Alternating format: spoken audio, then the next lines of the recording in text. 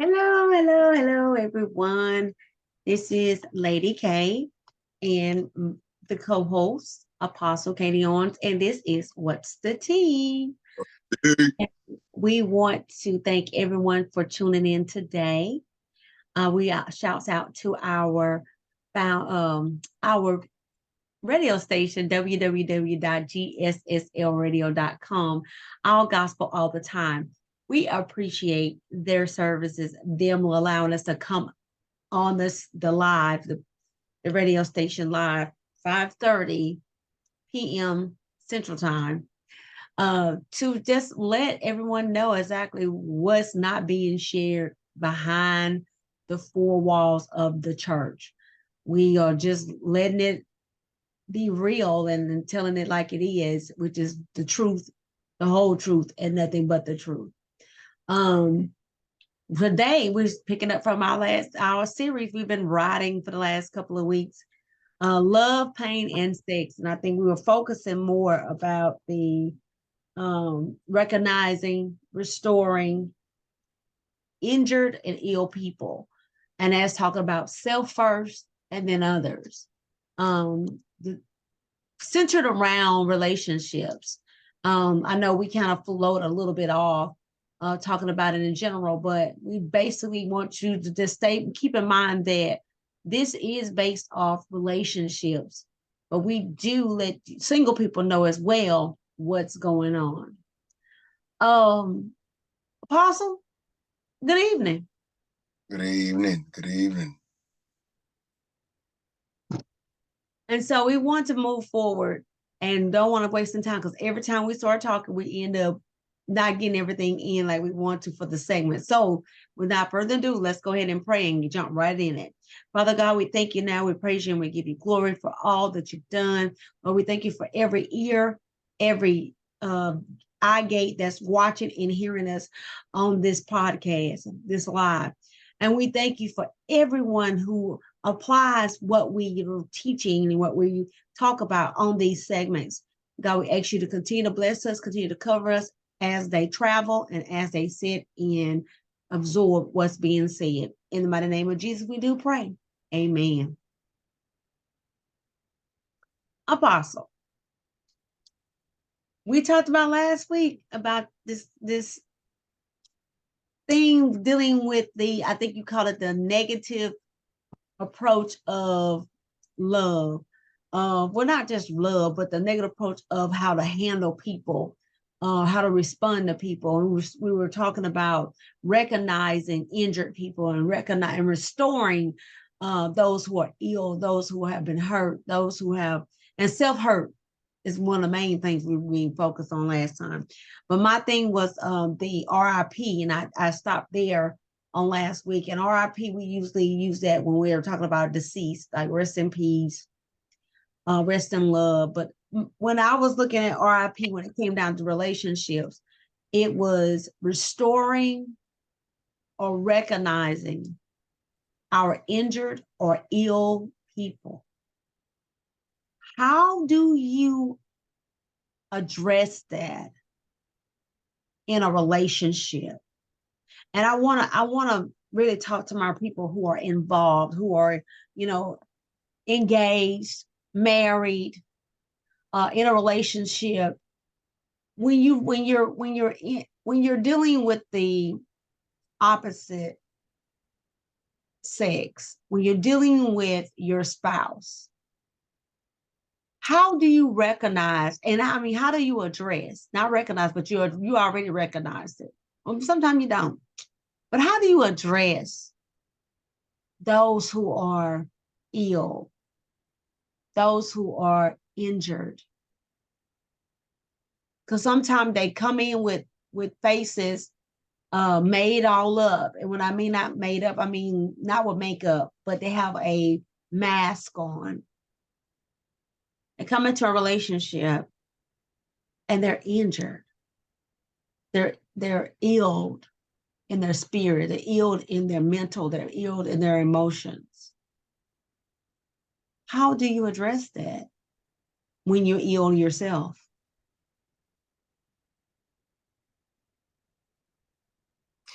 Sick people know sick people because a lot of us, we have some of the same sicknesses. And the biggest sickness of it all will make us stay sick is the denial. Denial can cause you to die. When you deny you're not sick, when you deny you don't have a problem, because the first step to the road of recovery is admitting. So denial, looking in the mirror, looking at yourself, your past life, stuff you've been through, that'll help you in a lot of ways to identify those that are now for you that are sick, hurting, and going through. You're like, oh, I see that. Yeah, that used to be me. Oh, I see that. But don't say it to them in a way where it seems arrogant, like you have arrived. But you can look and see your past self in somebody. You're like, man, that's how I was when I was 8. That's how I was when I was 9. Man, that's how I was when I was 17. Because some of them have the 10-year-old them in their 40-year-old self. Still living. That's good. Still alive. And so you 10-47 or you 10-37 because you dealt with that 10-year-old you. You just live life and let life pass you by, but you never really tackled the issues of what your dad did to you, or what your cousin did to you, or what your auntie did to you, or what their uncle did to you.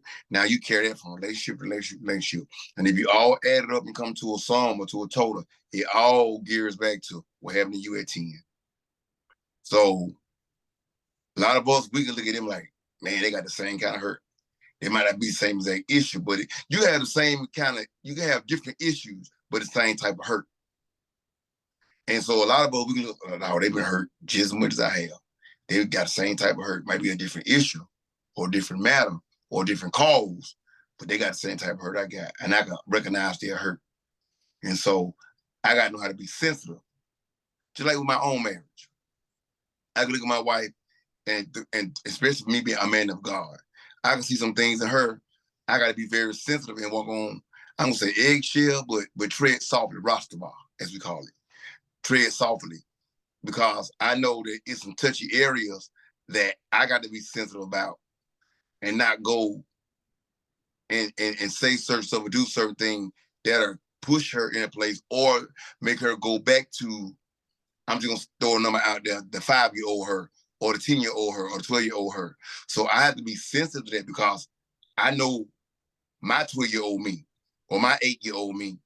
And I know that what I've been through at that age or that time that caused me to be in a certain place, everybody have a certain age where they was in a certain place that if they was there now, they'll relive it all over again and it'll cause more trauma and more hurt. So the thing is that to identify a person that they're hurt, look at them and then dissect it through the discernment that you have and through just being mature and be gentle enough to say, I can see it. And once you identify it through seeing yourself in them, handle them like you handle you. That's good. That's good. You mentioned about the recognizing the don't deny. You said don't deny it. Which is very, which is very important because when you sit in falsehood, you'll become a person who can't really see anything of the truth because you've been living in a falselyhood for some time. And it blocks the reality, and you that stuff will bog down and weigh you down, that, like you said, any blow of the wind will make you react as that time that you were crushed or that time that you were ill or became hurt. You can't get past it because you have falsified it as, oh, well, it was done because of this, or it really wasn't meant to be, when, yeah, it did. It was meant to be. Or you just simply, I need to know, I need to recognize that it happened. You know, a lot of times people bury it, you know, and not want to revisit it. But sometimes you have to visit it to get rid of it.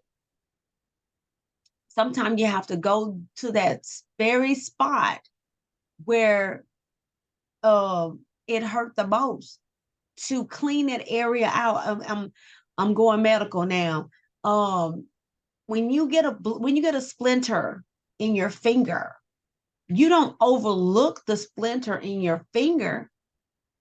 You go to the root of the matter and get the splinter out. Yes, it will hurt.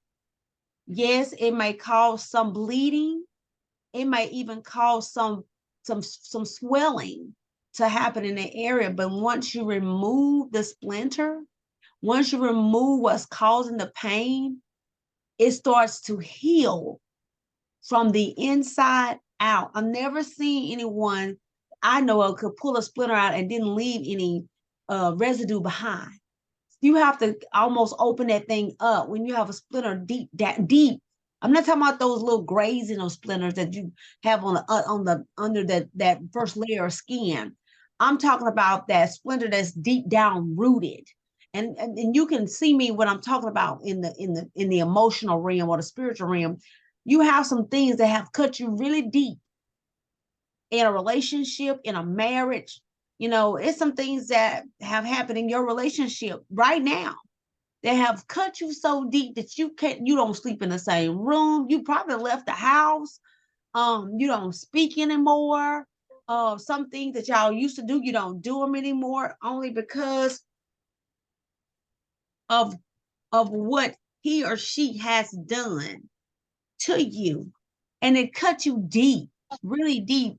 And instead of you taking the utensils, the tools, thank you, Lord, the tools to cut the top layer of that off and open that thing up so that way you can get to the root of that splinter or that log or whatever you want to call it that's in that area that's causing you pain, and take your time and remove it and take out everything that may be causing the pain around that area. Clean it out real good. Make sure there's no residue left, and then allow it to heal from the inside. Don't go back picking at it, because you might put some infection in it and cause it to get worse than what it is. But cause yourself to go in there and clean that thing out. What does that mean when you're talking about relationship? That means go to that person, put it out on the table, talk about those things, talk about it in a sensible way where you both can receive it, not in a way where you both biting each other's heads off. You know, sit down. If you got to be over dinner, I know a lot of times Jesus used dinner a whole lot. He used food a whole lot when he wanted to talk to people. Go get you a dinner. Go get you a lunch. Go get you a pick in the basket. Go get you a pick basket and go and sit and talk over it. Talk while you're munching. Talk while you're eating, and allow your ear gate to be open and your mouth to be full with food. Because when you're eating, you can't talk. And then when the other person's talking, you start eating.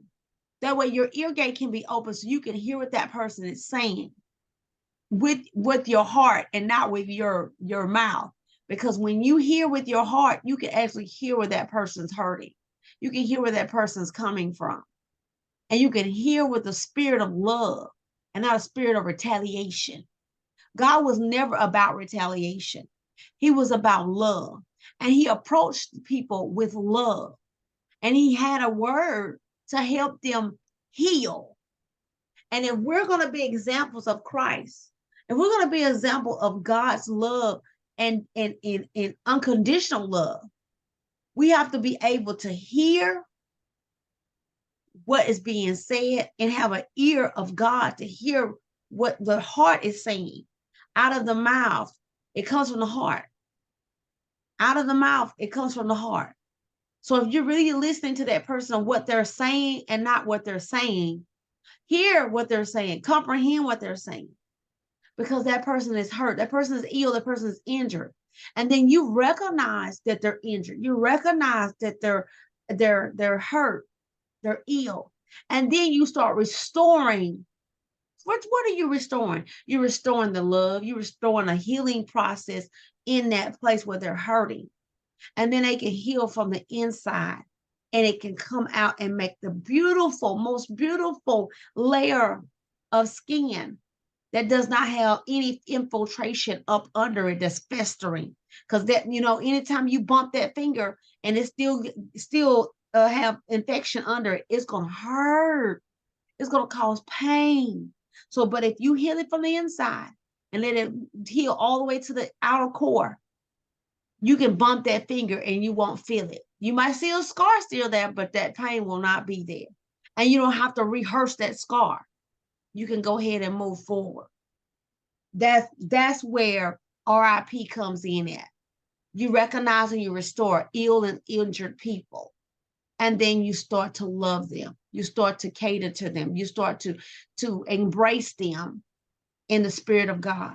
Apostle. One thing that I was listening, one thing that came to me was that when, and this is going to be very controversial against a lot of teaching that I didn't talk, a lot of things that I said, but it's clear now that when a person is hurt, first thing first, when a person's hurt, there's no structuring or coaching their conversation. You know, like me and you in peace with each other, we having a conversation. Sometimes we can coach each other through the conversation. Like I can talk, you can talk, you can talk, I can talk. Sometimes we can jump in at the same time, so and we'll be fine. But when the person is really hurt, they're at a level, and sometimes it can be a level of toxicity. But when they're at that level, you have to. We got to learn this. Come on, Saints. We got to learn this. People, married couple, dating couple, business partners, business team. You have to let that person get it out. Because if you don't let it get it out now, they going to vomit or spew or bleed on the wrong people. They're going to bleed in the board meeting when y'all trying to get this $50 million deal and cause the whole entire contract to be void.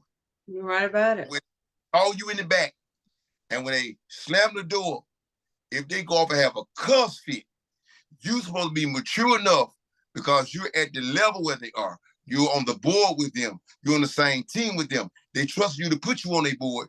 You're supposed not to be just a good board worker when it's in front of the other folks you're trying to get the deal from, but even with your own teammates, there got to be a place and a space where you can handle them when they're not right. Mm-hmm. And let them vent. In the church where we say, let them bleed. Let them go off. Let them snap. Let them get it out. Because it's going to benefit them from going insane. It's going to keep them settled. It's going to keep them from having nervous breakdown, having strokes. Come on, doctors and nurses, and having all kind of medical issues because they bottled some stuff up. They're holding it in, and they need a release before some of them relapse. Mm-hmm. Now, some folks been delivered from drugs for 13, 14 years, but it can be one thing that they wanted to say. They couldn't say it. They can set the whole world off and send them back spiraling. And going back to the yesteryears, that 10-year-old them or the 25-year-old them, they was on drugs, and they 59. That 25-year-old them, they 69. And they go back to that crack, back to that bottle. They go back to what the spirit of familiarity pulls up. What made you comfortable back then when you hit that line? What made you comfortable when you hit that bottle? What made you comfortable when you hit that blunt? And they end up going back there because you denied them the space to get it out. So my thing is that I said that it's kind of controversial to me is be that punching bag, especially if you care for them, especially if you love them. Let them take a couple of swings at you. You be the punching bag, let them be Mike Tyson. Mike Tyson bit Holyfield off years ago. But Holyfield called a meeting years later to sit down with Mike Tyson to see where he is now so they can go back and discuss this as healed men. And they got together and they talked about it, and they the best of friends now. They fine with each other. They can call each other up, they can hang together, they can chill, they can laugh, they can joke about it now. They did all kind of funny little skits about it. Why? Because somebody had to be the bigger person or the heel person to say, let's talk about it, or get it off your chest, or where are you, or where were you when this happened? So turn it back into your hands as I say this. We have to sometimes muscle up, put your grease on your face, and stand there and let them be, you know, you be the punching bag, and let them be in the gym and let them swing on you because you love them. I love my wife enough to where she been vented sometimes, and some stuff she said it didn't cause a little pain, but I'd allow her to. Not that I'm weak, not that I'm timid, but because I love her enough, and I'm visual enough, and I'm anointed enough, and I'm her husband long enough to see, oh, she need to get this out. Because if you don't, she might take this to somebody else that's of value. Because I can take, I'm of value too, but some stuff as a husband, I can take and help her to heal from. So where other folks will take it and run it and bash her name about it. So I'd rather for her to vent to me and go off on me about it than vent to the wrong people who looking for her to fall, who looking for her to be in error, who looking for her to fall short. Same thing with me. That's called covering each other. At times, I don't need you telling me, well, that's too petty, that's too soft. No, let me, it may be to you, but hear me so I can heal. Let me hear you so you can heal, so that the truth can be revealed, and so we can be an example to others to let them know, hey, sometimes you just got to let them let it out. And that's good. That's good. And that's very important, that you just need to, what he was saying, what my husband was saying was just shut up. Just shut up and take the lick. You know, and that's not physically, people. Please let me just make this clear. Oh my God, let me make this clear. Oh, yeah. Some people out there like, yeah, the apostle and first lady said, you know, Lady K and Apostle Kelvin Owens said, I can beat you up. Listen, let me make this clear. We don't put no hands on nobody up in here. We don't want nobody taking this the wrong way. Don't put your hands on domestic violence. Is what we practicing here. We're talking about literally allowing them to vent, allow them to bleed, allow them to get it out, all out. Let them hurt get it out. You know, but before they go out there, and then you have to try to clean up the mess they made because you wouldn't allow them to go ahead and spill where you want. Because you can mop up the mess better than anybody, because you know how to clean up your wife's mess. You know how to clean up your husband's mess. Let them bleed in the house. Let them come in the house. Let them come through the doors with a smile on their face when they get behind those doors. Let them cry. Let them wallow. Let them, if they got to go back to 2-year-old, whoever they are, let them get it out then. And then let them, that will allow them to release and make space for restoration. We got 1 minute. I read for you to boo-boo at home, then boo-boo in public. All across in the open public. Why? Because if you boo-boo at home, you got people, they done smelt it, they done dealt with it before, they know what to do. But if you out in public, I'm talking about, I ain't talking about in the public restroom, I'm talking about in the public streets, just out there, you just go to boo-booing all across the city, somebody gonna take that and say, smell this. What it is? That's Owens. Owens came out there and caused a mess in the city. That may sound kind of TMI, down with my boys in the hood, like, man, I smell that. Man, that nigga told me, you know, I want my boys and my gangsters, my thugs, and my sister girls in the field. Oh Lord, that's what I gotta do with. So now, how to I can deal with your stink. You can deal with my stink. But the word, but somebody out there, they might not can deal with your stink. Because your stink, your stink belongs to me, and my stink belongs to you. So we're gonna stink it. Y'all know what that's a dough right there. We just gonna go ahead and close right there. I am your girl, Lady K. This is Apostle KD. We thank you so much for listening to us today. That's something. You know what, y'all? I don't have nothing to say behind it. I don't. Other than listen to myself. Listen to my song that's coming up next on www.gsslradio.com. Thank you. All gospel all the time. Y'all, he is hilarious. I swear. That's my husband, though. Y'all better not talk about him. Oh, but anyway, y'all, we'll see y'all next week. Until the next time, between time. We love you all. Thank you so much for tuning in with us. Apostle KD Owens, Lady K, mwah, this is What's the Tea. We're out.